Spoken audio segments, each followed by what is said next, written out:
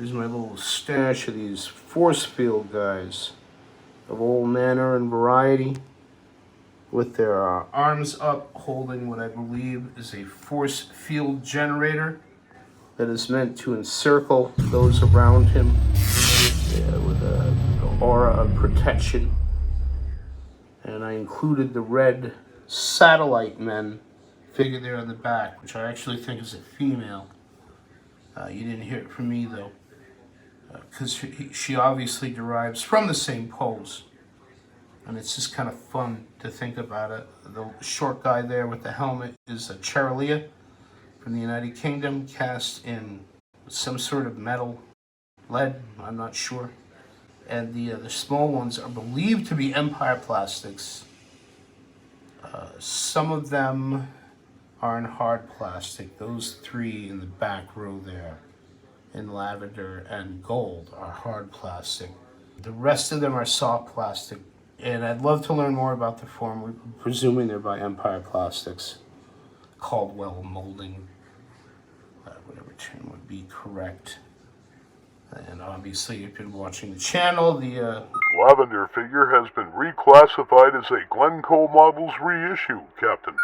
And one of the things that I noticed about it is that his force field projector there, compared to the green guy, is a lot narrower, skinnier, and his the cord connecting it to his belt unit is wavier on the green one than it is on the Glencoe figure. And you can see a flaw there in the middle of his cord. I'm not sure if that was a previous owner having had a problem with it or something that's endemic to the mold. Earlier I said, well, there's something else to look for, and I don't know if that's the case. I think it may just be indication that that figure at one point was fractured. Or at least his hose was.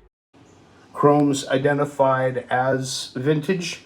One interesting point about the chromes, I haven't shown the whole group yet, I don't think. Peg holes in their feet. And it looks like they've been on and off something several times. Obvious answer is like a spaceship toy. Chances are we'd know about it. It would have been in Blast Off. But I'm wondering if maybe they were a sales display and that those would peg into a display rack in the store. And you'd set it on the counter next to the box.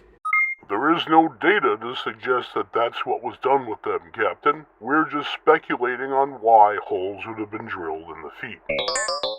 Do a quick edit and get this up on the internet. Doesn't mean anything. It's just like, hey, here are all the force field guys, including the little short ones by Empire Plastic. Hey, what the heck? We'll add this onto it too. There's my stash of robots. In the Archer plastic positions there. The two headless ones came in with the batch last week. And, I mean, that took work. That's kind of sad. The paint on that one, which does bear all the vintage hallmarks otherwise, it looks familiar. Was there a company that was painting them? I believe I have seen the patterning before, Captain. Green one is soft plastic from the Moon Men group. And then there's a mid-sized robot there from the Magic Robot. Sort of worked like a Ouija board. Remember them? I'm pretty sure it's called Magic Robot, and there'd be a little wand in his hand, and he's on a spinner, and you'd spin him around and ask him a question, and he'd stop on the answer. So it actually sounds like kind of a cool time. And then there's more of the little Empire Plastics downsizers. All of them are soft plastic except the guy in the front, and it's kind of hard to see, but he's like a blue translucent hard plastic. He's gorgeous. He's one of the prides of the whole collection.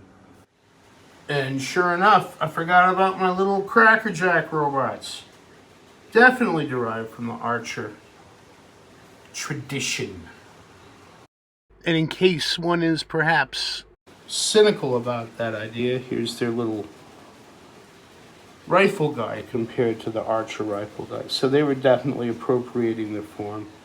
Cracker Jack also did a micro version of the pistol guy, which should be an indicator of how popular the Archer Spacemen were. Will I edit that out? I'll probably just edit that all out. But there are the robots as well. Yeah, that took work to get that head off.